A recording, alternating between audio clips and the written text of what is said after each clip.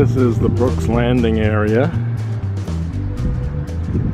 and we see the Staybridge Hotel over on the left there, and the student housing apartment tower, which is over the site of what was supposed to be the restaurant for the Southwest area. On the river, just in front of the space reserved for the restaurant, is a dock that could allow river boats or pleasure boats coming down from the canal to dock and come to the restaurant.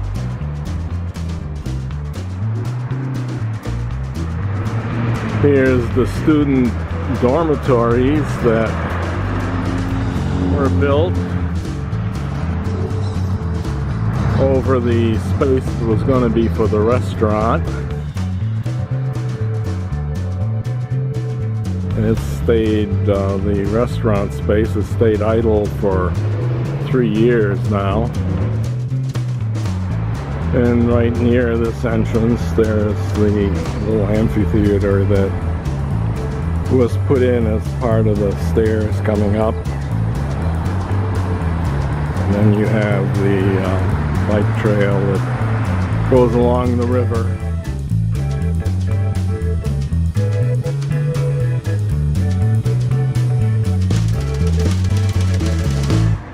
Just across South Plymouth is the building that houses Brew Coffee, right there at the very end of it. And then a little further up we have the Walk and Subways. Subways is the one that's actually doing very well. It's one of the most active subways in the Rochester area, but the other two are struggling in terms of getting enough customers. Here we are on the front balcony in front of the would-be restaurant, and it has a beautiful view of the river, and there's a bicycle path that goes right by here. We're probably about a mile from where the canal crosses the river, and boats can come down and dock right down there. There's the bridge coming across from the U of R, pedestrian bridge. And this is the terrace in front of the future restaurant. It's right under the large dormitory tower that was built above it.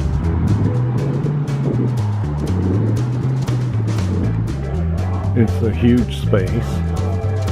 Of course, in the back here there would be kitchen facilities that have to be put in, so it isn't all seating space.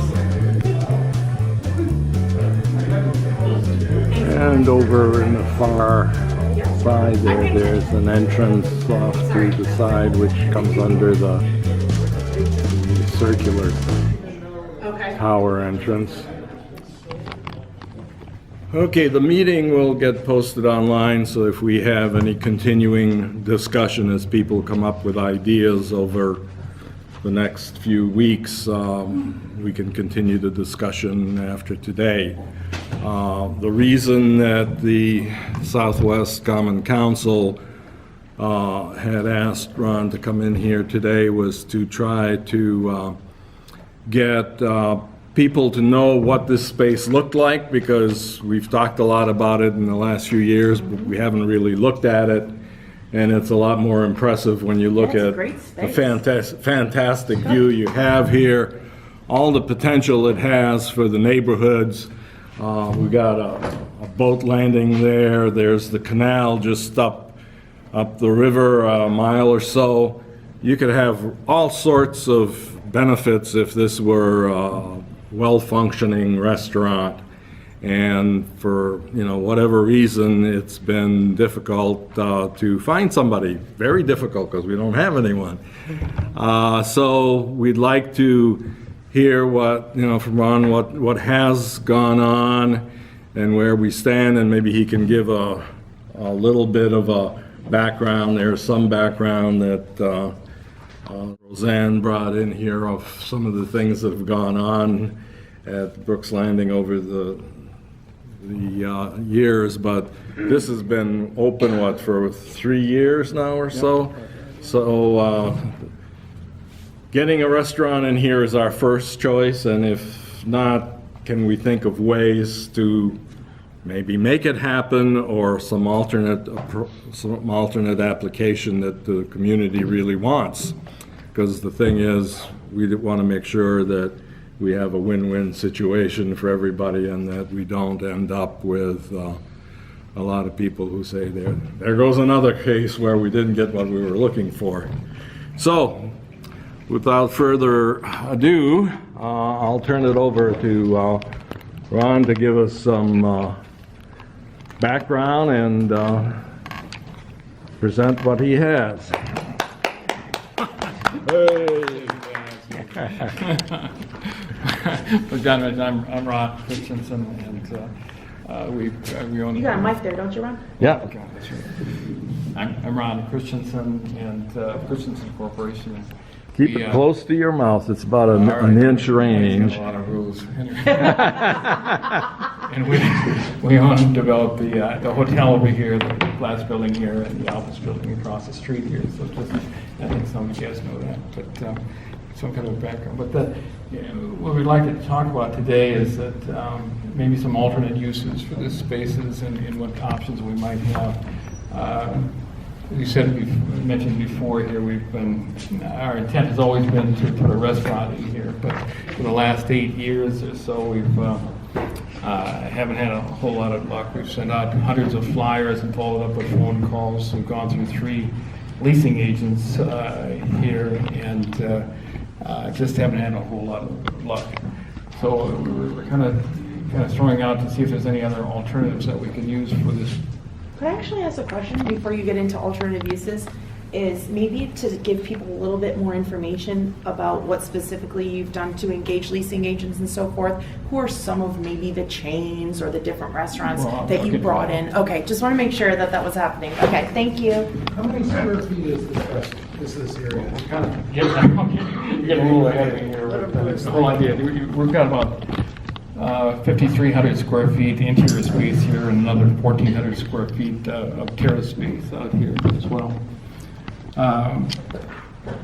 So in any case, that was kind of the idea, is that maybe we can talk a little bit about what some of these alternative spaces or ideas might be anyway, to see what makes sense here. Like I said, we've gone through 3 leasing agencies, a lot of flyers and calls over the last 8 years, and just haven't had a whole lot of luck here. But one of these alternative ideas, just to give you an idea, again, our whole idea is to bring jobs and traffic to this side of the river. That's the whole thing that we need for successful growth in this area down here. And one of those ideas was something that the university brought up here a few months ago. That's not on the table anymore, but the whole idea was a cultural center that they had thought about over here, and that was bringing this international services and global engagement office over here. And that would have brought, it sponsored 3,300 international students, over 135 countries. I'm so sorry, but I feel like you're going backwards. I really would like you to address what's been done so far before we even think about alternative uses. I feel like that's kind of the purpose right now, is to provide people an update on what's been happening for the past 8 years. So like, who's been in to look at the space? What are some of the objections people had to? I feel like that's the place to start before we even think about that conversation. Yeah, that'd be helpful. Whoever wants to add to that conversation. Well, I mean, just to be clear, this space has only been here for 3 years. Yep. So it's not 8 years. I mean, a lot has happened over a long period of time for this whole area, but this particular space has only been here for 3 years. When the neighborhood sat down back in 2000 and came up with the original design for what they wanted Brooks Landing to be, one of the things that we always said was, it would be nice to have a restaurant here in this location. And we always said that we didn't want it to be the 14th Applebee's in Rochester because it wouldn't be anything special. Nobody would come here. It needed to be some kind of a destination restaurant. And so, I think that was the goal all along. When the building was originally proposed, it was proposed to be a one-story restaurant. But as the developer started looking at the cost of building a one-story restaurant, it became obvious immediately that you couldn't really cover the cost of the structure required to hold the building up with just a one-story building. So the proposal was made to add some housing to it, and that was done. The neighborhood heard those proposals and ultimately agreed with it, and the city agreed to allow that to happen. There were some other things that we asked for as neighbors that were added into the building when it happened. For example, the stairs that come up to the front door here were originally just stairs. We went back to the developer and said, if you built the stairs on a curve and you built them at the right heights, it could be the seating for an amphitheater. And so the developer changed the plan to allow that to happen. The city had to go back because part of it was his property, part of it was the city property. We agreed to allow the easement so that the stairs could continue the city property. And there's a big grass circle out there that has power to it that was also provided by the developer. But we've not been successful, and I say we, I'll take responsibility as a city for saying the city hasn't been successful in programming that space. So that's something that we need to work a little bit harder on with the Department of Recreation and Youth Services to see if we can make that space work for us so that we can take advantage of that amphitheater that was built in. But that was something that was done to help make the space a little bit more usable and to try and generate more foot traffic. So what's happened since then is, as Ron said, he's engaged 3 different leasing organizations to take a look at this space, bring them in, show them the space, and then talk to them about restaurants. So I don't know if you want to talk about the specific restaurants that you've engaged or entertained who've said no. I don't know all the names of all the restaurants. Yeah, and I don't. Why don't they want to do Do- Who do- have we looked at? The names of the restaurants that have looked at the space. like I say, we've got hundreds of flyers out there and follow-up calls. We can certainly send you a list of that, but I can't tell you. We can't even get anyone to come here to even look at the space. That's really the bottom line So here. no one's looked at it. Pardon? There's no restaurant people that come in and. Not one. Not one. Because of the pricing. So what is the rental price for this space? What are you $10 asking? a square foot annually. $10 How does that compare? does that include the 14 out there? That's right. So you pay $10 a square foot out there? No, $10 a square foot for the 5,000 square feet. For the 5,300 square feet. Okay, and is there already a commercial ventilation system, or would the restaurant have to somehow get that up 11 stories? All right, this is a plain, I'm sorry? To put a commercial kitchen in here and pass code, you need to have a rather substantial ventilation system. Is that installed in the building No. already? No, So no. what would it cost somebody to put one of those in? We've got $650,000 to put in this space here for the shelf space, with probably another $1.6 million to finish out the space for a restaurant. So to put a restaurant in here would be about $2 million of investment? Yeah. But why wasn't that done originally if the original intent was to be a restaurant? Because every restaurant is different. But they all need. We could put a restroom over here and a kitchen over there, and then the first restaurant that came in, they would say, well, we want the bathroom over here and the kitchen over there. Did we do So international? you have to, you show the shelf. Is that normal? Is that just I the know. cost? Yes, it's Yeah, that's normal. normal. That's how they do it? Okay. Excuse me, can I just ask, I'm Lynette Robinson, the co-chair of the Southwest County Council. Can I just ask for, so that we'll all know who's talking and who's asking the question, that when we ask a question, if we could stand up and identify ourselves, please? Great. Yeah, thank you. You'll be the first. Dan tomorrow. What I said, Dan tomorrow, am I supposed to say whoever? Your birthday and how many children? How tall are you? That's Tell us fine. about your granddaughter, that's all we really care. I had the best granddaughter. I could go for hours now. But, so the question, similar to Landy's question, was, so in terms of turning this into a commercial restaurant space, so when we talk about a destination restaurant, if people have to do a full kitchen build out, as Andy was referring to, that's a huge cost to our small mom and pop restaurants to be able to come up with the money to put in a full kitchen. So is the city looking at any programs to help with that? I mean, that's one of the reasons we haven't rented it here. There's no kitchen here. Kitchen, it's just the basic facilities. But we have lots of restaurants, we have lots of restaurant spaces that just turn over because they already have kitchens in Well, there. but a mom and pop shop wouldn't fill this space anyway. No. What's your background, sir? You sound like you know what you're talking about, kind of. No, I'm a doctor and I don't. Not No, Dan, Dan. this gentleman. I have no idea what I'm talking about. You a builder or? No, I'm Can a small ask- businessman. All right, good for you, yeah. Can you That's introduce right. yourself to us, please? Can you introduce? Landy Atkinson. Yeah, the only reason I ask is because, I mean, honestly, I think we're all lay people here. So these are questions that, I mean, I don't think any of us really knows the answer to. So it's really helpful to have that perspective as a business person that says, yes, it's going to cost $2 million. And yes, that's what happens when you build a space. That's not what you do as a developer. You don't outfit it for someone to come right in and put in tables. That's not the normal course of business. Is that true? I don't know. I'm not a business person, but that would be helpful for you to address to this crowd because I don't think that we're experts in that area.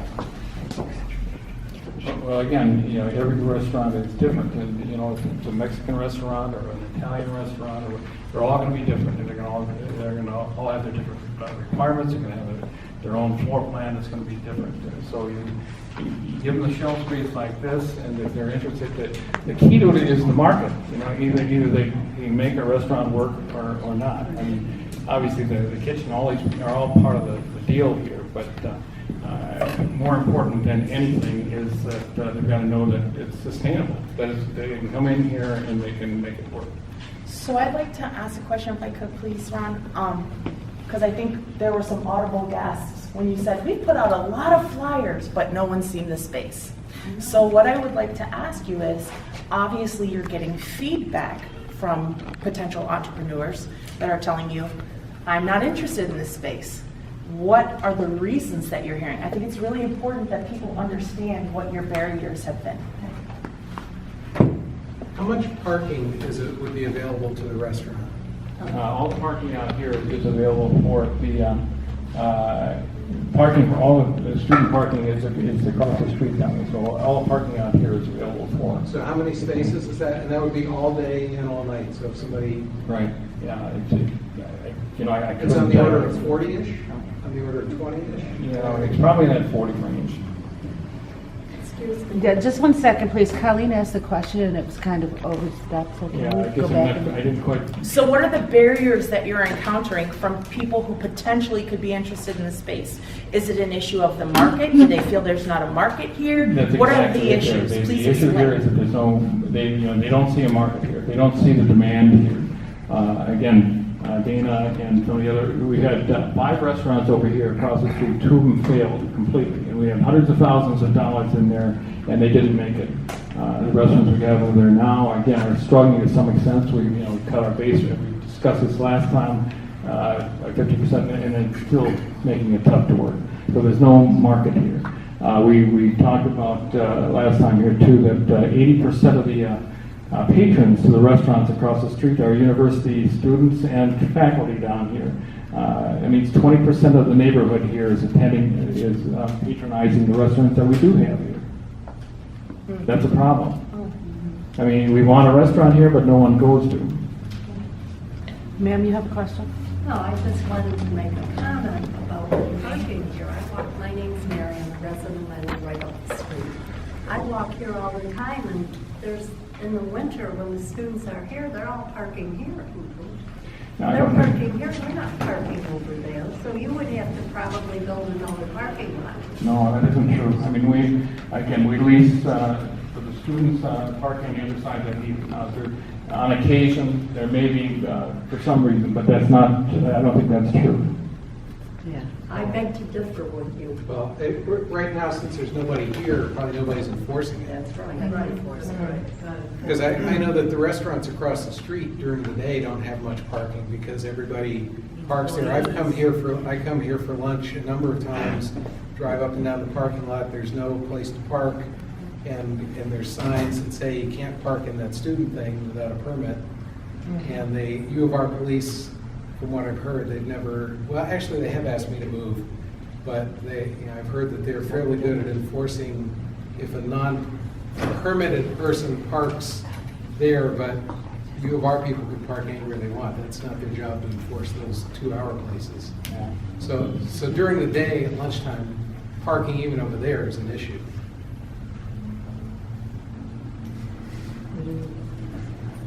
Question back.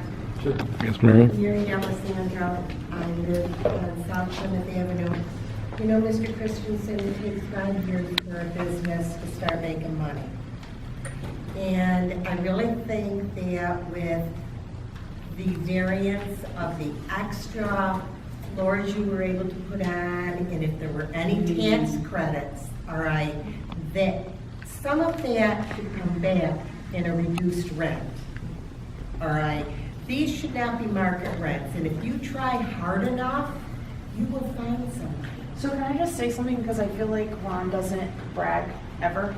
No, and that's fine. But no, because I just want to interject here, just based on my own interactions with him. I would just say, I know personally, I don't know if any other people know, so that's why I'm raising it, that he's made a lot of concessions in the service of making a successful development here and over on 900 Genesee, including financial incentives for his tenants. So I don't know if he wants to speak further to that, and that's fine if he doesn't, but I'd like folks to know that that is happening already. It would be nice if you told. What's that, Josephine? $10 a square foot is lower than. Lower than market rent. Again, something people don't necessarily know. Right. This is important for people to understand. Right. I didn't know. See, and why would you? And that's why I'm telling Ron, can you please talk a little bit? What have you done? People need to understand you've been working on this. Right. People need to understand that. Obviously, you have an incentive to make this successful, so people need to understand what you've done in furtherance of that goal. Again, we lose money every year on this building here because we don't have the space for it. We have an incentive to try to get something going over here. I mean, everything we've got built in here is spun off to the tenants down here. We're on a marginal thing. Even once we got this place rented out, we may get a 4 or 5% return on an $8 million investment. When it's a $20 million building, but I got $8 million of cash in this thing. So I can buy a CD and make more money than that, with no risk. So I'm sorry. Greg Norson, live on Plymouth Avenue, part of the Business Association for South Plymouth. Has there been talk about slicing this up into 3 sections to take and make it, say, 2,500 square or 1,500 square to help the smaller business to get in here? We can do that. I mean, there's no question about that, but it's not going to get where you want to be. I mean, like I say, the restaurants that are successful here are the fast food restaurants, the Subway. So if you want a Taco Bell and another Subway and something like that. McDonald's or something, yeah. Yeah. But even then, those are a little more difficult too because they're all at one drive-through. There was, in the timeline here, there was some information there about there was a credit union that was interested to be here. Is that on that end down there or someplace else in the building? On the corner. Another building. Where the green spaces are. Oh, okay. It'd be a separate building. I see. And that's, we are talking to, the credit union we started out with is gone, but there is a branch bank that we're talking to that's getting close to us on that. So would they consider, rather than build a new building out there, come into this building and take that down? Well, it could, but we have a covenant that says this is going to be a restaurant. I mean, and that's the whole purpose of, what we're talking about here now, is that, our objective is to get traffic and jobs over here. I mean, if we can get that, then you know, everything over here is gonna survive, I mean, it's gonna just make the whole area grow in here. You know, I think, we've got to, you know, it's kind of part of the talk in here, but it doesn't matter.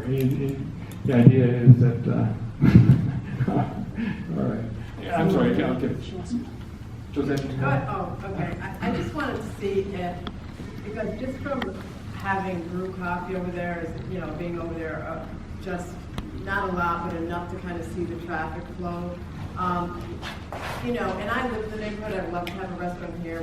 You know, we even went to potential restaurants like the Distillery, went to a couple places ourselves, and it was, they just don't want to do another one, and that was the type of restaurant we were looking for. Maybe even a sports bar, even though that wasn't a high end, but we thought maybe, okay, let's at least give it a shot.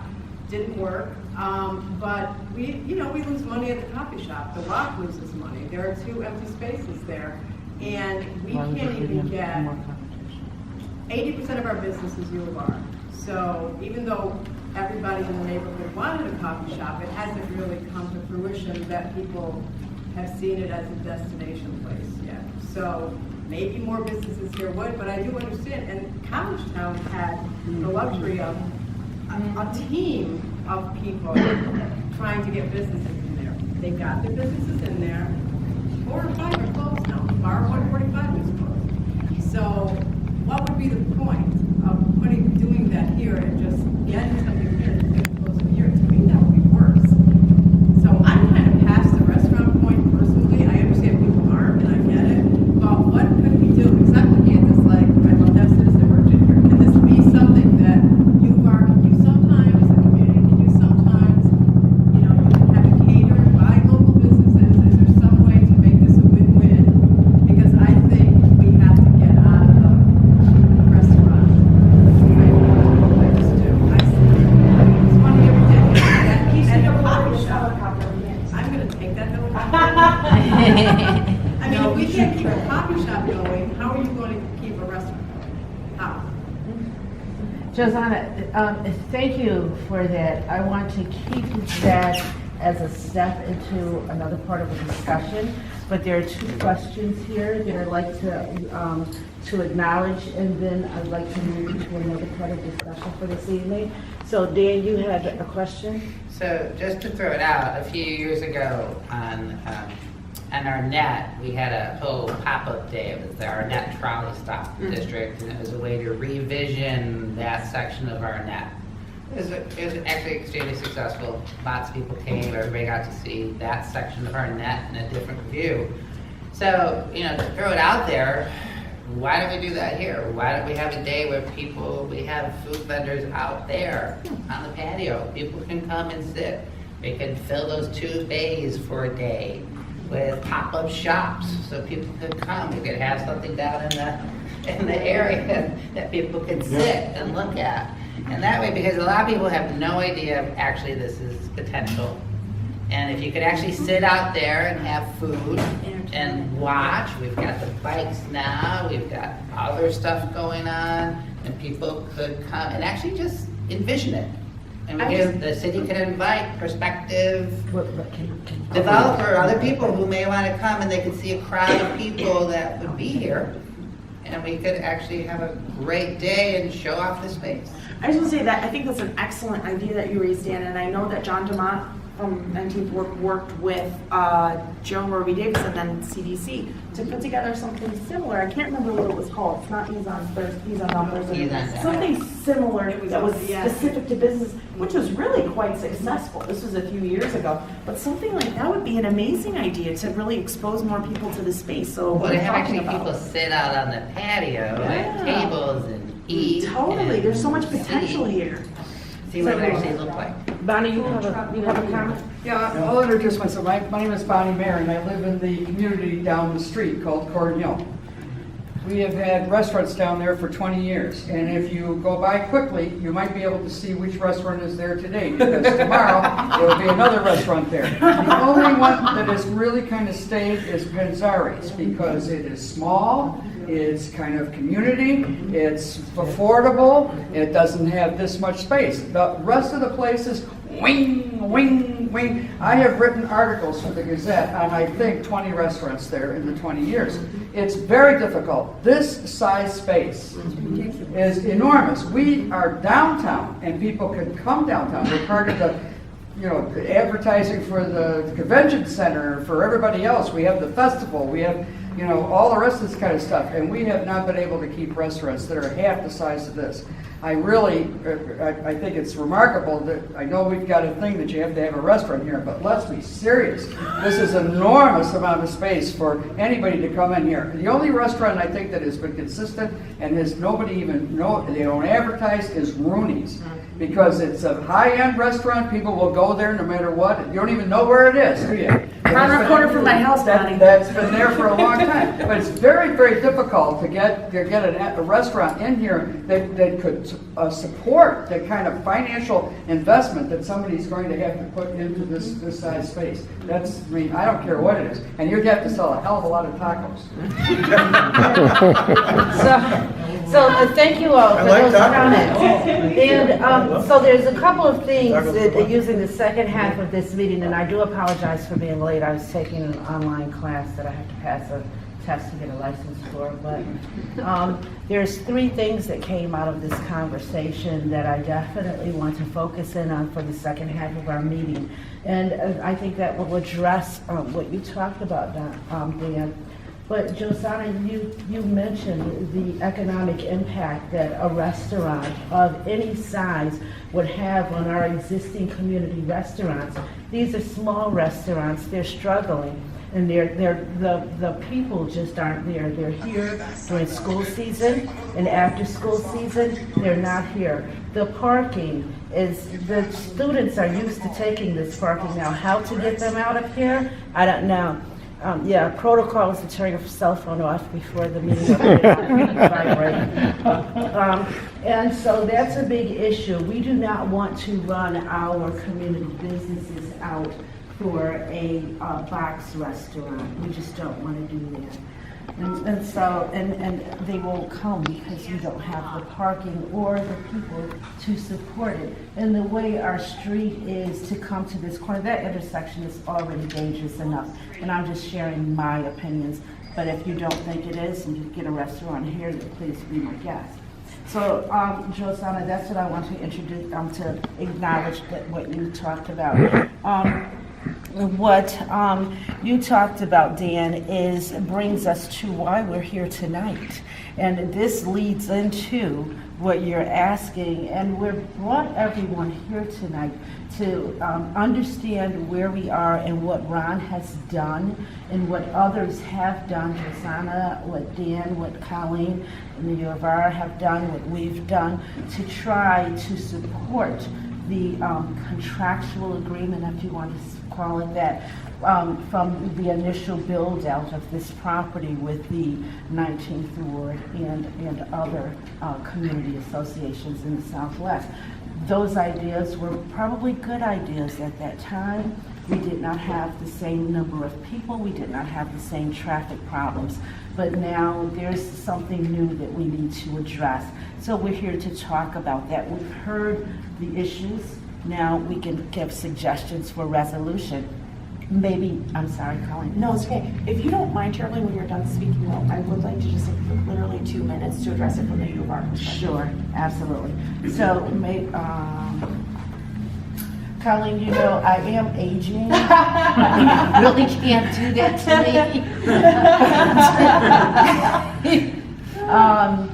So I think you were getting to a wrap up anyway. I was, yeah, what I was saying, so what you feel would be successful, and successful for our community, economically and socially for our community to put into this space. And Ron, he's met with John and I, and he's very receptive to any great ideas that we have.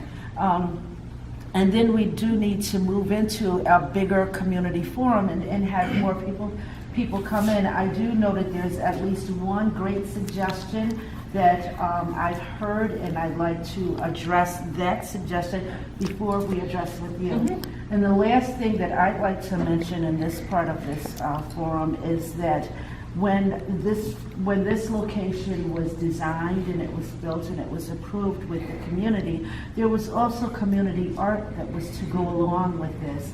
So one of the things that we have is, although we don't have a restaurant to bring people into our community, we do have a fantastic gateway. And that gateway, we need to have people recognize where they are and who they're dealing with. They're dealing with the Southwest. That's us, and they need to see us. That dollars, I don't know if we've done the research to find out if those dollars are still available, but we'd like to have some art on the corner of Genesee and Brooks. And we'd like to also, and that's up to us, is to get our neighbors to use our amphitheater.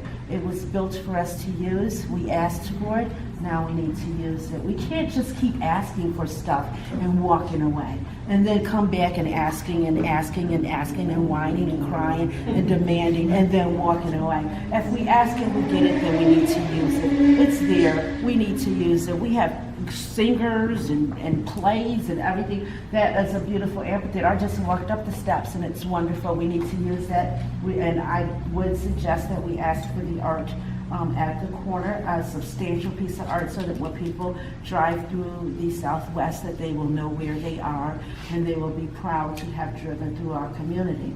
So with that said, I'd like to, Colleen, before I address you, I'd like to ask if the person that told me about their suggestion for this location, would you like to say anything about it now? Elizabeth, can you stand up and please? Sure. Thank you. But I do have a question first. What are the parameters for the restaurant? I mean, what are the requirements that are deemed an acceptable restaurant? I mean, What kind of leaves it there? okay, well, no, I'm just curious. $2 million to Yeah. I mean, because I agree with Bonnie, there is no way in hell in this place, they're gonna find a restaurant to come in here. So what is your solution? Okay, well, I don't have a solution, but I have an idea that obviously can be tweaked maybe. And that would be, believe it or not, a shop that's called the Shop Between the Genesees. Genesee Street and the Genesee River. And it would be a consignment shop. Now, I know Mr. Christenson's probably ready to sit down and say, well, that's $5,300 a month, and I probably wouldn't be getting from a consignment shop. But just think about it. We could collaborate and partner with the U of R and their business school, their students, and have an internship here where the Southwest would provide the volunteers that would staff the store, but the U of R would provide the seed money and the students to come up with the amount of equipment, the displays needed, the checkout, the adding machines or the credit card machines, all the accounting, the fiduciary that we would need for all of the money would go into a fiduciary, so nobody would question where the money is. And then what would happen when each organization within the Southwest, and this is totally about the Southwest, if they wanted to sign up. Say, for instance, I'm going to use the Southwest Rotary as an example, okay? If they had, and the students from all across the river would figure out along with the people here. See, it's community. We can develop relationships with young people across the street, with people that live here. And it can be done. While they're learning, we're also learning.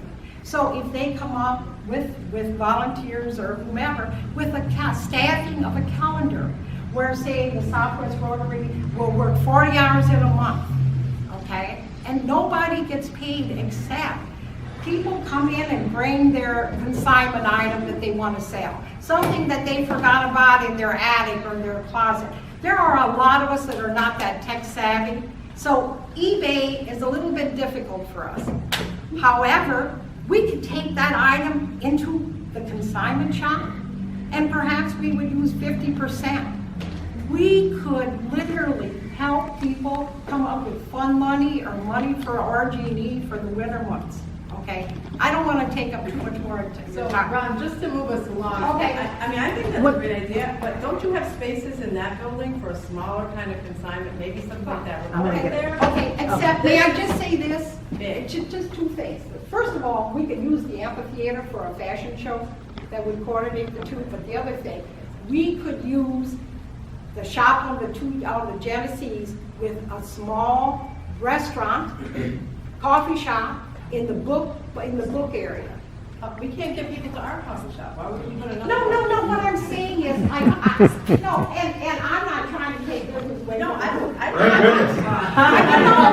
I'm just saying, when you think about how we could come up with a pilot program for the U of R and the Southwest, and you, Mr. Christensen, I mean, you could put your name on a whole bunch of magazines because you would fund it. You board would have to, well, when I say have to, would provide the seed money. Okay. You know, this would be an awesome idea.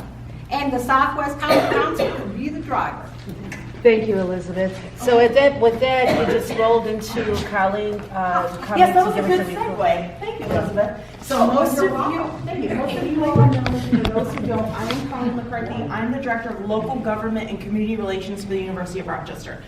And luckily, what y'all have in abundance is passion, great ideas, and people who really want to see this community be successful. And that's where we have common ground. And what I really just wanted to say and be really brief about this is that, to be really clear, because the university has a lot of supporters and champions, but they also have folks who don't love us, okay? And I'm well aware of that in my 10 years working with the community and partnering with folks. So I just want to be real clear about one thing. We do not have a plan nor any designs for this space. The university doesn't want to come in here and put whatever is in our best interest in this space. That is not what's happening, okay? I want to be really clear about that and go on record on camera, okay? So our buddy Ron here, who, as I've said, and I had to kind of pull it out of him, what have you been doing? You've been working really hard. You've been trying to get somebody in here. He did come to us and present the idea of, gosh, you know, what do y'all have? Do y'all have something that would be beneficial to the community? So for a second, we talked with him about the idea of this international program by Jane Gatewood and her team over on the River campus. And he says it's not going to happen. But quite frankly, what we told him was, super idea. You know what has to happen before we even think about it or broach it? You, Ron Christenson, the developer, need to come and talk to the community. You need to give them an update. You need to tell them why a restaurant has been challenging for you. And you need to solicit their feedback and find out what they might want to have in the space in the event that a restaurant isn't possible. So our only interest, and I want to be crystal clear about this, is as a community stakeholder who wants the entire Southwest to thrive, okay? So we want this space to be successful. That's it. What happens with it isn't for us to determine, okay? Joel will come and tell you the same thing. I'm not trying to put anything in this space. I want to do what the community wants to do. So I want to be 100% clear about that. We have no designs on this space. We want this space to be successful for the sake of the development and the community at large. And I will also make this point, because I met with my friend David Miller yesterday, who says, you know, as a longtime community advocate, I find myself often kind of carrying your water, Colleen, because people think that the university owns this whole freaking block. Well, in the event that you're not aware, we do not own a single property on Genesee Street. What we do, quite frankly, and I'm going to be very self-serving here, we make this development feasible in a way by really filling this space. If you didn't have the 400 employees above 900 Genesee, you would be in a problem right now. You would have a problem, okay? And I want to be real clear about that. Our leasing dollars support these developments. And I think we need to get credit for that, okay? I'm just going to be honest, y'all. I need some credit. Okay? The university is your friend. The university is your partner. And I do realize that that hasn't always been the case and that folks have long memories, okay? I get it, right? Hasn't always been that way. I worked at the university for going on 10 years. Always under Joel Seligman. I don't know what it was like prior. I can only hear stories, okay? And I'm sorry for your battle wounds. But I'm here to tell you that there are a number of people that I can point to, and I'll call their names out. If you want to know the kind of partner we are, talk to your friends and colleagues, because I'm here to help. I'm a resource for you, okay? I'm a liaison. I connect the community with our resources. That's volunteer resources. That's money, okay? We're here to help. We are not here to hurt, okay? It's a new day at the university, and I just want to be clear. Colleen McCarthy, right? My number, 273-5955. Please reach me at any time. 273-5955. It's going to be in the minutes. Colleen_McCarthy at urmc.rochester.edu. My door is always open to you, and thank you for letting me get off my soapbox now. Thank you, Colleen. Dan? So I don't have any long-term great suggestion for what you can do, but I have some short-term suggestions. So Rochester, this would be a great base for small Rochester races, road races, foot races. Obviously, we do the big ones down at Frontier Field, but there are a lot of 5Ks and 10Ks, and if there are some bathrooms here, and race organizers could set up their tables, and they could have an expo here, and the races could start right there and go down into Genesee Valley Park and move around. This would be an awesome location for that type of event. Now, that's not going to pay your bills, but you know, it would bring in some income, and it would really do some nice things, because this would be seen as the foot race area for road races right here. It's a great location. People run by here regularly doing their training runs. Another opportunity would be to bring in the West Side Farmers Market as a winter space. You know, have it inside. Fall winter. You know, that would be, this is a great location. You got lots of room for people to come in and set up stalls. You get a lot more foot traffic, show off the space a lot better. You know, it's a great multi-use. And if a third idea is, you know, there's a lot to do with the river, and you know, if the city wanted to look at classroom space for understanding the river, if you wanted to partner with the U of R about river ecology, and classrooms could come in, and there's the river right there, you'd have a great opportunity. Now, that's not going to pay the bills either, but those are sort of temporary ideas to look at to bring in some income while you're looking at other potential uses for the space. So the next question, Colleen had a question. Yeah, I just have a question, because I feel like there's no shortage of amazing ideas. Like, we could literally be here until midnight. Y'all probably have amazing ideas, and we should hear them. But I think it might be more constructive to hear a little bit from Ron. What potentially, and I don't know if you know the answer to this, so I don't mean to put you on the spot, but what could this space support? What is your market research indicating? Potentially, could there be a retail space in here? Somebody said cut it up into separate spaces. Does that make it more marketable? You know, I mean, I just don't want people to throw out things that are just in no way ever going to happen, right? Like, what can you do here? So we have two other questions, and then Ron, can you answer that question? I just What wanna- order? I'm sorry. Okay, Ron, answer the question. I'm sorry, go ahead. Again, we haven't done a lot of research on that end because, you know, again, we're restricted to this is going to be a restaurant. And so I can't even go to the leasing agents won't even go on the streets for it, because why waste their time on something that isn't going to go ahead? And the same thing, as Colleen mentioned, the university says, forget it. I mean, don't talk to, when you've got something that the neighborhood will accept, then you know, come back and then we'll talk about it.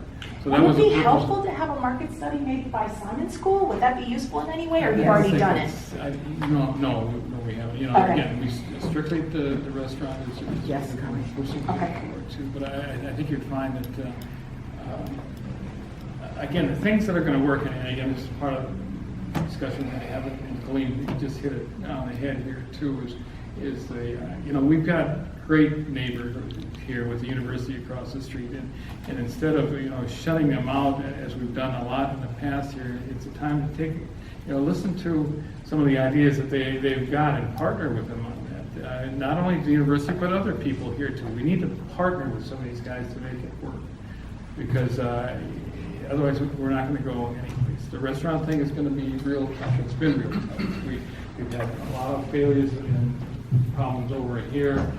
The marketing we discussed here has just been a little tough, and it's been 3 years since the space has been here, but we've been marketing for 8 years since the day that we made the commitment to get a restaurant here.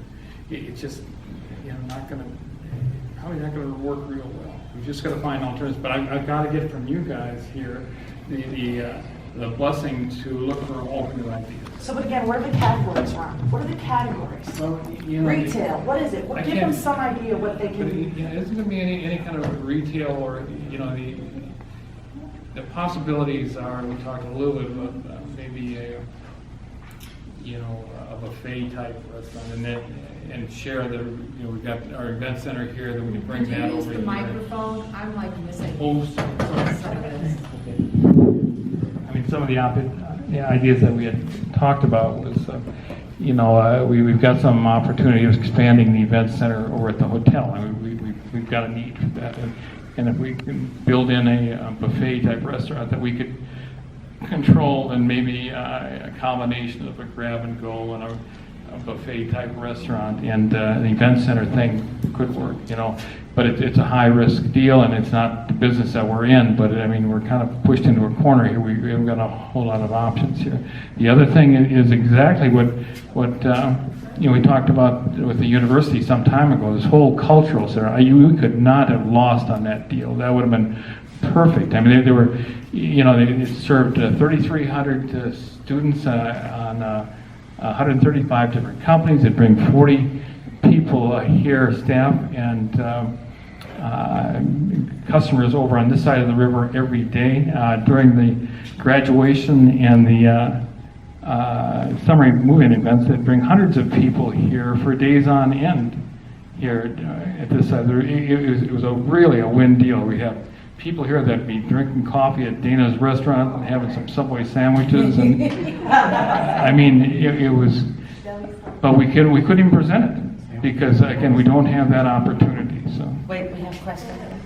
I just wanted to, Can you stand up and tell us? I'm Joanne tomorrow, and I just wanted to piggyback on what Dan was saying about an event space. I was, for a while, involved in the master planning for the Monroe County Parks for Genesee Valley Park. And one of the things that the county came up with that they want to provide in the future in the park is an event space. They think there's a need for a place for people to rent for parties. And I was kind of like, well, Ron's got this space, and isn't it On the river? isn't that kind of the same thing? So anyway, I just put that out there. I don't know if they did their market research or where they got that idea from, but they saw a need for an event space. This is the boat landing down here? Yes. Yeah, In the yeah. park, I talked to those guys about a year ago, and you're right, they talked about that same thing, but it just didn't go anyplace. But it'd be great, it's a great idea. I mean, we'd love to talk to them about that. And like I say, we got the demand and the event center stuff, so the whole thing's together, and maybe we can make the other things work, but it's a high-risk deal, and again, I'm not a restaurant guy. We just, in 40 years in business, I've never done a restaurant or operated one. We built them, but we've never operated them. So, but I think opportunities like exactly this cultural center would have been a great idea. But something like that, again, where we can partner either with the university or somebody else that kind of serves both the community and the youth. The cultural center sounds really great if it was done right. Our neighborhoods are very, very diverse, and a cultural center would be nice. And maybe you could put a small restaurant in there so that the community would have one, and they would offer different foods from the people who go to the cultural Well, just so you know, that's off the table, I'm sorry. Well, we gotta put it back on the table. Well, we can't. Our timeline was such that it just wasn't possible, so that's not an option, but it would have been great. Culinary, That is an excellent question, which John Boutte and I were talking about earlier, and maybe John wants to talk a little bit about what his idea was, and what I said to him was, if and when the community has some consensus around this, and maybe culinary training center or whatever, something akin to what East is doing, East High, if that's something Trying y'all to want to get in. pursue, I'd be more You than wanna run glad the to facilitate, camera. but I'm not gonna look into that unless and until it has some community support. That restaurant closed, just FYI, the one that couldn't make It it closed? Yep. The one in Village Gate, yeah. It's in Village Gate. Yep. Yeah, they're. Yeah, is there, what What's was, the chair there, John? yeah, well, Maybe the, 10 years a restaurant vacant as what I used to say is the people that don't have any kids leave, and people who do have children come in. Maybe in 10 years, as the neighborhood turns over, a restaurant would be more accommodating. But this is a big space. yeah, one of the things Restaurants that are a tough business. that we might want to consider, trying to find a way of having a restaurant and making it successful also, because you see so many restaurants throughout the area, it's like people say, let's put on a play, and they want to start a restaurant, and they start it, and it runs for a year if they're lucky, 2 years maybe, and then it folds. Whatever you put in here in terms of a restaurant is going to be challenging to have them succeed. But if we had this as a teaching restaurant that worked with perhaps Oasis or the U of R and took in the various specialties that can be taught in terms of marketing and publicity and all this, the teaching cooking, teaching management skills. You could imagine this space maybe having maybe a couple of types of restaurants in it that are part of this culinary school, and it would be a different application in that it's going to require partnerships with the U of R and or Oasis or whatever I think institution. RIT has a whole program up there. Yeah. I mean, they have a culinary. And this would be definitely a place where you have a trial by fire, because it's going to be challenging to make it work. But when you think of all the potential for traffic here with the trail, the river, local neighbors who have been crying for a restaurant, and even though they haven't been frequenting them, this might be a way of getting it off the ground. And not only that, but many of our seasoned residents are awesome cooks. They could come in and teach classes as a specialty. Then you're engaging the neighborhood. Yeah, that's one of the things that it's not just a restaurant, but it also opens up teaching opportunities for local residents to come in and be taught a skill, or maybe work here as support staff. Just out of curiosity. How would you split? It would be like any other restaurant. You're looking at getting people coming in to use the restaurant, and The one at Village Gate that has a ton of restaurants and a lot of foot traffic, closed in 3 months, that did that with East High. So what would we do differently to keep it open 6 months? Is that? I think. I don't know. I think we need to be a little more realistic. I think they're great ideas. I don't know that long-term they're gonna have a success rate. I guess I'd like to hear if U of R does have something that might be interested here. I understand that that's off the table. If they even have anything, are people open to that, or is that off the table no matter Hold on what? 1 second, Or you Jim. want an empty space? What exactly? Yeah, let's take that as the closing part of it. And Dan had a question or a comment? One other sort of obvious solution is I can see myself standing right here on a running machine. We have a limited amount. Fitness center. U of R Fitness Center. Well, we already have a fitness center. YMCA Fitness YMCA Center. perhaps. You'd be great. You'd be sitting right here on your treadmill looking out at the river. You need a big space for a fitness center. I mean, we could go get our coffee, a brew afterwards. We could get our lattes. You know, right here, a nice fitness center that could be a community, but it would be an awesome location for a fitness center. Need lots of space for one. John? John Kerr from St. Monica Parish. The character of the neighborhood has changed over the last 10 years. The words that I'm hearing was there was a covenant. The idea was for having a restaurant here was to meet the needs of the community. The community has changed over the last 10 years. We have restaurants nearby at the business center over there. The character of this building now is changed. This is now part of an academic environment. What we don't have access to here is for our students to get good tutoring. For our students to take advantage of the services at the University of Rochester, they've got to navigate the strange Wilson Boulevard, or else they've got to navigate by way of Mount Avenue. They can't find the place. But here on Genesee Street, you've got Wilson School, you've got the preparatory school there, you've got magnet schools. In this area here, we have the students. We don't have a tutoring center. We're simply asking for a relocation of educational resources from that side of the river over to here. You then make this a multi-purpose type of environment for tutoring, for then doing some of the team building skills with smart boards and stuff like that, which are basically building upon the strength, which is the academic institution, bringing it to the neighborhood that has the need. So I ask us to look at the covenant as being meeting the needs of our students, but meeting them here where they can get the bus. Another great idea. How's that gonna be enough? Well, that's just an idea. Who's gonna pay We gotta for figure that out, but it's just an idea. Right now, we're bringing ideas to the table, and that's it. So ideas don't always come with complete solutions. I just want to say that's an excellent idea, actually. Josanne has an excellent point as well, but I did just want to say for folks here who are interested in paying attention that we do bring resources into the community to provide those kinds of services already. And in fact, in the past couple of months, our team from HR went into the Plex neighborhood and they did some computer trainings and we do job fairs, etc. So I just want to say, excellent idea, but just so you know, we do that now on a remote basis for anyone who's interested in bringing those services into your own community. Thank you. Question?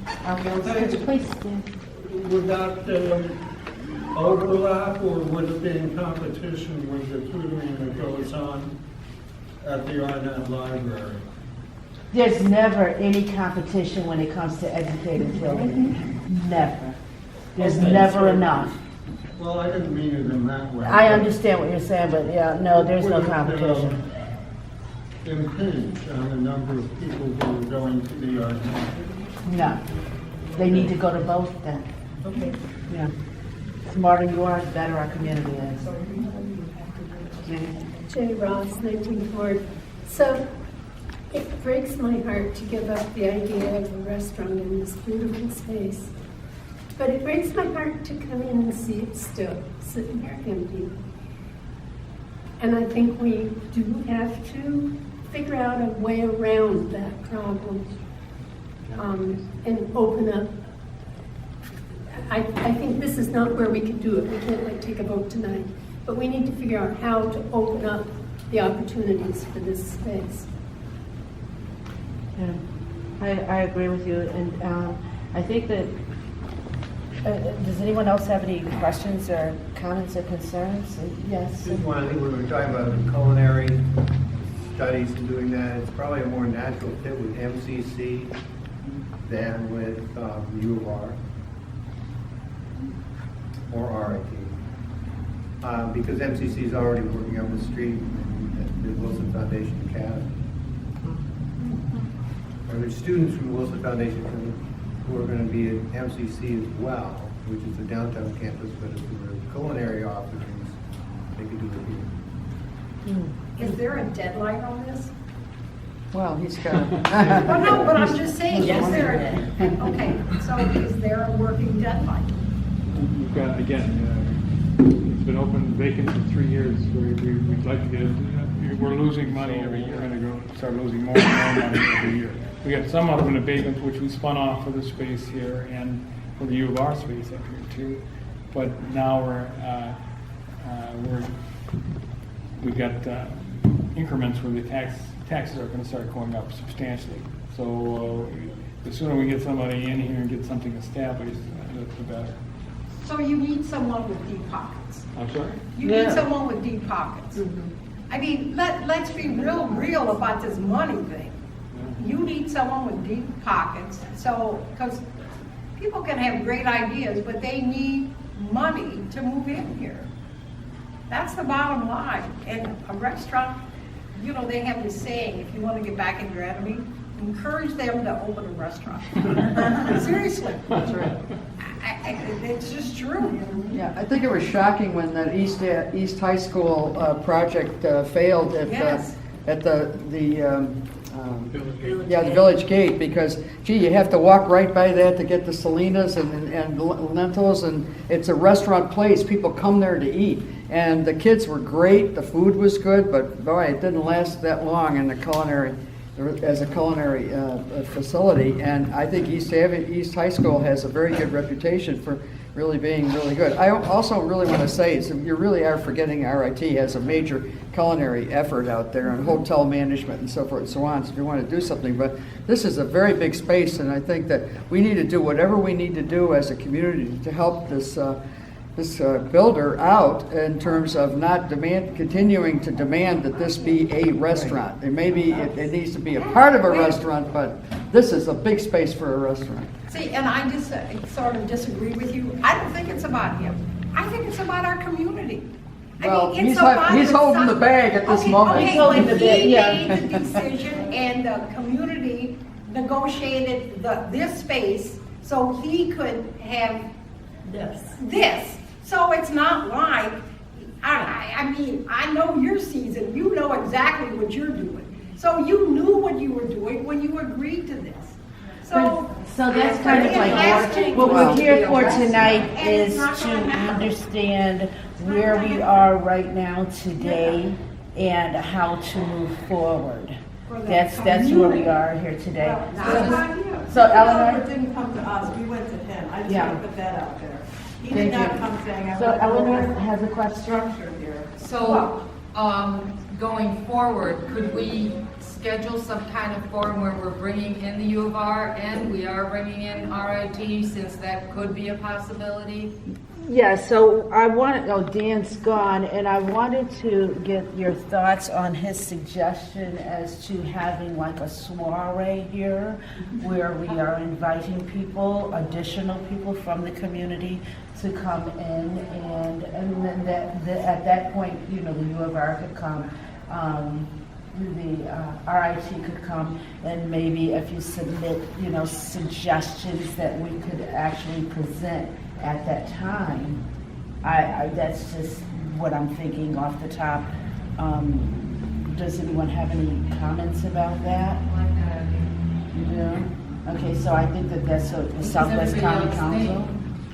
I mean, opening up the space and having people who have suggestions come here, and maybe having a forum where they can weigh in.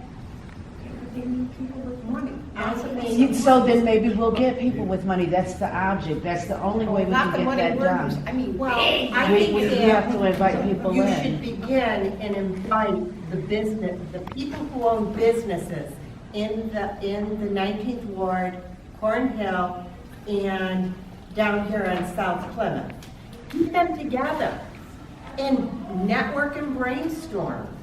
So They get it. that could be that's They certainly get a part of it. And, there's an old saying, take someone out to dinner that can. Well, they can have some cheese and crackers. Well, cheese and They crackers, can come in whatever. here, have some cheese and crackers and some But you don't water. hang around people if you are owning your business. So then we'll invite those in. Yes. And Mary, and then you can assist the Southwest County Council with Yes. the mailing list and the invitations. That's perfect. They may have a suggestion we never thought about That's of what's perfect. needed in the community. And so then, yeah, we can follow through with that. Yes, and Hi, so I'm Deb White. That's a great idea. The only thing is that if the covenant isn't taken away, the business people aren't going to want to spend any time coming in here either. So I think that other people have said the same thing, that we need to free up that covenant in some way, do whatever the appropriate things are, because otherwise the business people aren't going to want to waste their time coming in here to have conversations. Well, I have a suggestion. What about Mr. Christenson buying it out? buying out the covenant or whatever. And I mean. There is no buying it out. Why not? What are you buying Well, out? I mean, to lift the covenant. He can't do it, the community, we have to do it. Well, okay, Community. what It's I'm just community. saying is, you know, He's here to tell us to buy what us he's out, done. buy us off. I'm just saying. No, we're not for sale like that. But he's here to tell us what he's done to try to abide by the rules of that covenant or the requirements of that covenant. And as we can all see, that covenant was done 10 years ago when the Southwest, and when this corner was a different place. And here we are tonight. We're not here to take a vote on the covenant tonight. That's not what we're here for. We're here to understand where we've been, where we are now, and plan, and look at where we're going for the future.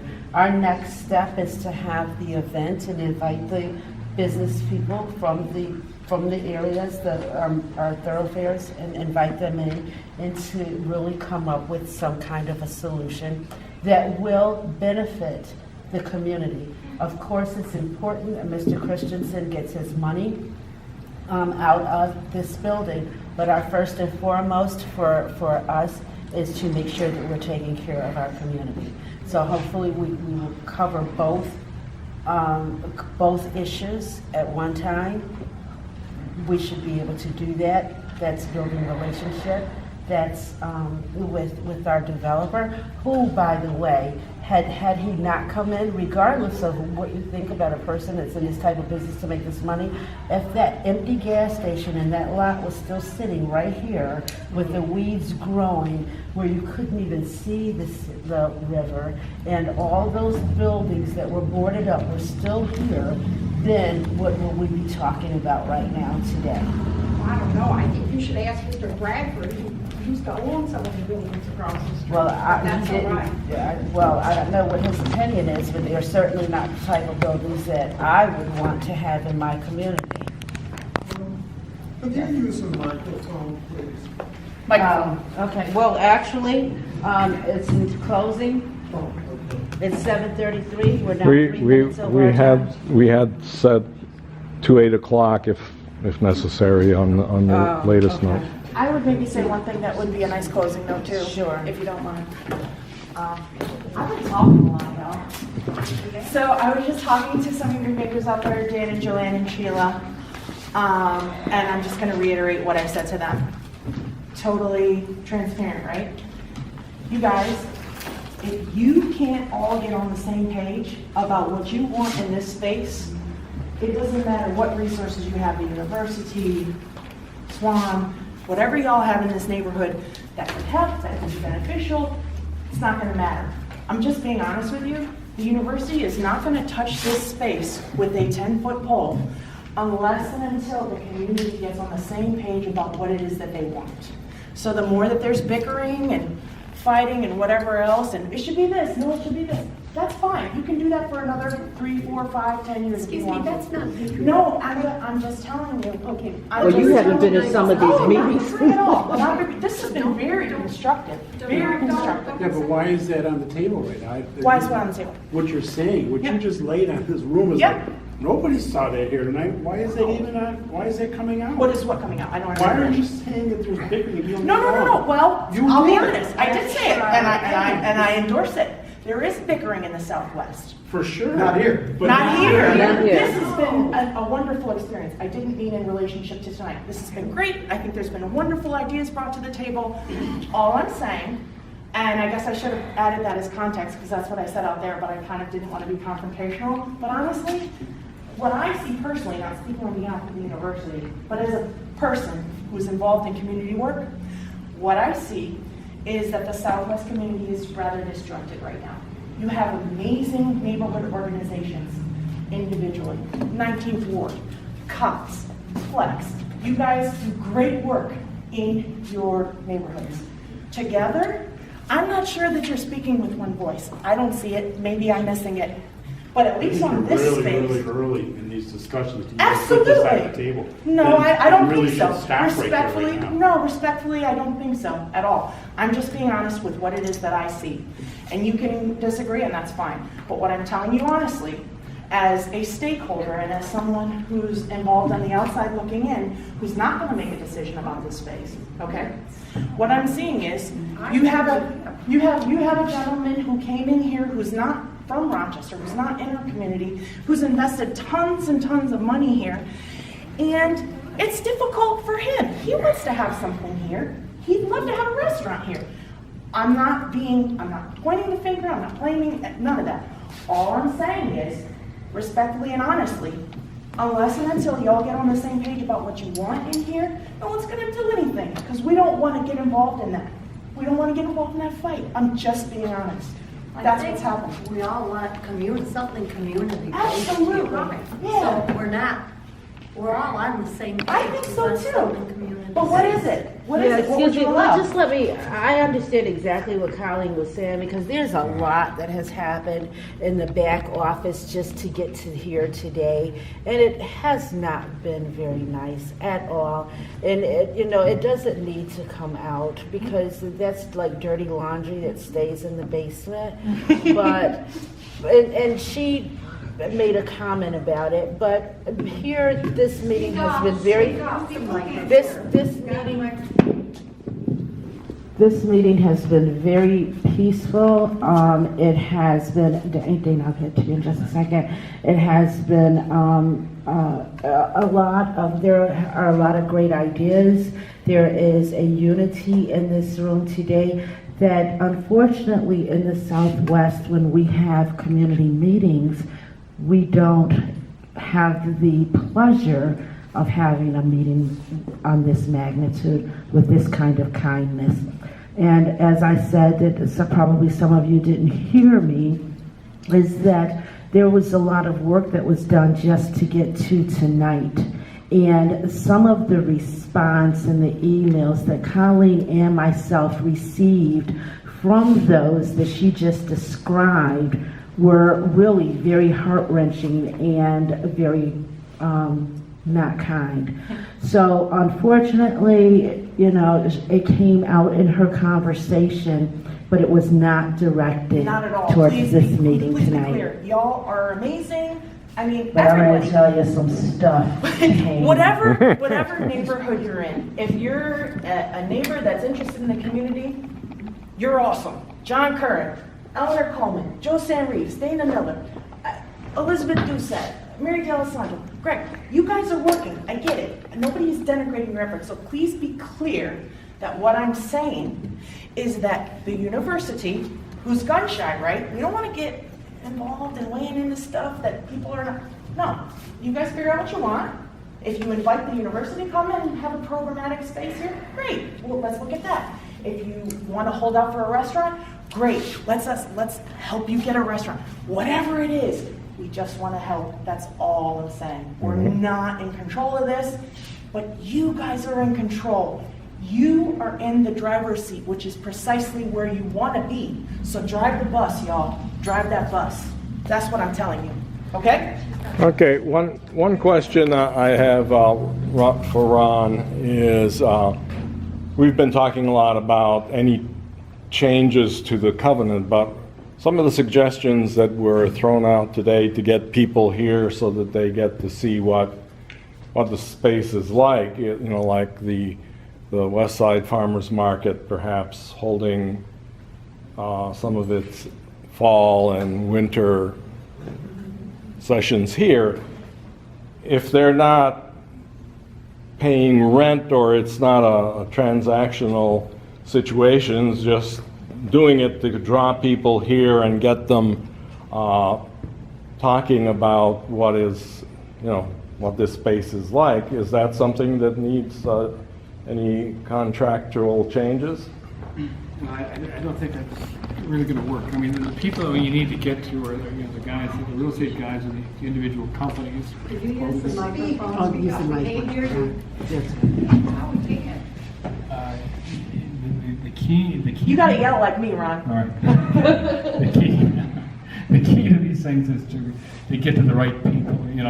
Whether it's a restaurant or regardless, I mean, it's not gonna be a forum of people that are sitting here watching a show or something like that. That doesn't work. I mean, it's nice, you know, to get everybody get together, but you gotta get to the guys that are making decisions, and they have to know that there's an opportunity there. I mean, you're not gonna, as you mentioned earlier here, that people aren't gonna go to a meeting knowing that there's a restriction on that it's only gonna be a restaurant. Why would they waste their time? These guys are like anybody else. I mean, you've got limited time every day down there. So you really have to know that there's an opportunity there to make a change. If there's not that opportunity, then no one's going to show up. And the marketplace things, again, that's not going to pay the mortgage. Dana? Yeah, thanks. I just have and our crowd has dwindled, so I'm not expecting any or all of you to answer or address the question tonight, but I'm asking if you have thoughts that you could add at any point. I would love to hear them. I want to just build on a point that Josanne made earlier, and it's a very important point because, you know, as a neighborhood resident, as an elected official, and as chair of the Business and Economic Development Committee of City Council, it's my responsibility to help develop and recruit and retain businesses citywide. But I live in the 19th ward. I'm a resident of Southwest for my whole life, so I have a particular affinity for the Southwest. And one of the challenges that I have is continually being asked by people why we can't have X, whatever X is. Why do we not have a drive-through ATM anywhere in the Southwest Rochester? Why are there no fast food restaurants anywhere in Southwest Rochester? Why are there, I continually am asked why we can't have what other neighborhoods have. I'm asked, why is South Avenue doing so well and Thurston Road is struggling? So I continually get asked for questions like this. And it's a real struggle because on the one hand, we have the 19th ward, which is the most populous neighborhood in the whole city. We have 6 other neighborhoods that are contiguous, and we make up the whole Southwest, more than 50,000 people, a quarter of the whole city's population, and yet we have so few services that we qualify as a food desert. We have people who can't find food. And the struggle that I have is that when we work really hard to get something, we worked really hard as a community to get a supermarket, Tops on West Avenue, and people will drive right past it to go to Tops and Gates. And I know there are problems with Tops, and I know that the 19th ward had a whole process for many years to survey the store and talk to the managers. And I sat in a meeting way back years ago with Mayor Johnson and their regional manager and their store manager, and we actually got the store manager fired because he wasn't running the store well. But we continue to struggle with this. Josanne touched on this earlier. We can't get enough people at the Southwest Farmers Market, that we aren't getting the number of people there that we need for that to be successful. Or why can't we get enough people to go to D&L Grocery and buy Jamaican beef patties? Or why can't we get people to go to Wayne's restaurant to walk over there? Half the time, Wayne's restaurant is completely empty, and he's struggling. So we're all struggling trying to generate business here in the Southwest. And it's hard really to understand why, because the numbers of people that we have don't support the lack of business. And I know I've talked to Anthony over at Deli Sandro's, and he tells me the same thing. When the students are around, my business is great. When the students are gone, it's hard to cover the expenses. So, we struggle. I struggle with this idea that we say we want things, and then when we get them, they aren't able to be supported. And so that goes directly to this. We say we want a restaurant here, and even if Ron walked in the door with the absolute perfect restaurant operator, I'm not confident that we would generate enough business to make it successful. And so that's really part of our challenge as a community, is to really stop and think, all right, what are we willing to do, or how are we willing to react differently? Because South Avenue is doing great, and people, who live in that area patronize those businesses. Park Avenue is doing great. People who live in that area are patronizing those businesses. But whatever is happening here. We're not doing enough. And I'm not trying to blame anybody. What I'm saying is I need to help, I need your help to help me as an economic development person understand a little bit more about what we could be doing differently. Colleen mentioned something about the Simon School. We actually hired a group of Simon School students who act as consultants. And they came over and they looked at the business. And we've worked with Cam Schaff, who runs all the dining halls on campus, and he's been helpful. But no matter what we do, what we keep coming up with is, boy, for the 7.5 months that the students are here, business is pretty good. For the 4.5 months that they're gone, we could pretty much just close the doors most days, and we'd be better off. So we've got to figure out how we can get people. I mean, we couldn't even keep a Dollar Tree next to Tops. The Dollar Tree. I mean, if we can't keep a dollar store, then we have to figure out why people won't go to the Dollar Tree there, but would go to the one in Gates or the one on Lyle Avenue. So we've got to figure out how we can generate enough business within our neighborhood to sustain businesses in our neighborhood, if we want businesses in our neighborhood. Mary, you had something about it. I don't know if you want to address me or if you just want another I comment. just want to say I applaud everybody that's here from all the neighborhoods. My neighborhood is not here. We have a terrible problem in our neighborhood. And in our neighborhood, everything is negative. For example, there was an article in the paper that the businesses that are in our neighborhood don't welcome the residents. There's no signs on the windows that say residents not welcome. It is always a very negative projection. And unless we can have our neighborhood become a neighborhood, nothing is going to change. Because there's constant fighting. And that hurts the whole community. If there's one bad apple in the bunch, they all go rotten. And Plex has a bad apple. And just negative and boo-hoos everything. And nothing is going to thrive. Because you have to fight so hard to get anything. Whether it be you want to change zoning or you want to put in a park. It isn't worth the struggle, and it shouldn't be that hard. And something needs to be done so that the people that do want to make the neighborhood united can do that and not have to work so hard. And that's why nobody's out there building up the businesses. It's all negative. Well, isn't part of it the fear of gentrification? I don't know. I've heard that there's a lot of fear about that. Okay. And that it might be going the way of Cornhill. Well, where people Cornhill- had to move because the property, That will be a value- long time before that happens. Okay. And Dana is working on, is gonna try to get some Property kind taxes. of legislation for the people, but Right. Cornhill was bulldozed. You haven't seen anything bulldozed in Plex. Right, Vacant right. houses have been rehabbed, and there's people living in those houses, and those houses are on the tax rolls. Right. All right, that's not gentrification. Will the rents go up? Yes. But Okay.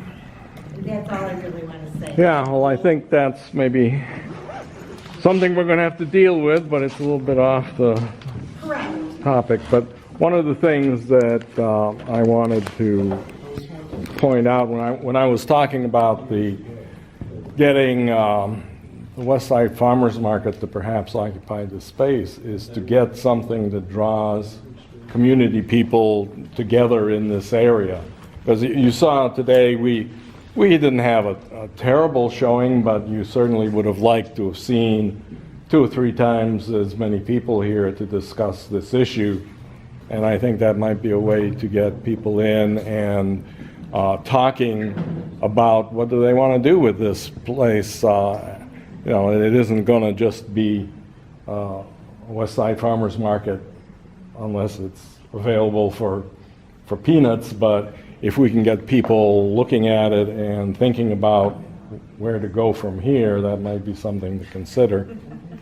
So I think that our next step is just to get more people involved and like Mary said, get the people from the business associations and maybe get ideas from them, and just do another one of these here where people can mingle and give like maybe a small presentation or whatever, and invite some other people, deep pocket as you call it, Elizabeth, and see where we can move from there. Unfortunately, I have an emergency and I have to leave. So, but it's time. I think it's about that time anyways.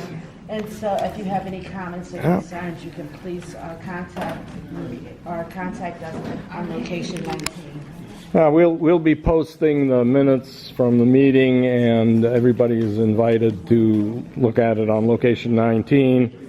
And you can add, if you have any additional thoughts, you're welcome to add them. And thank you. Okay, thank you.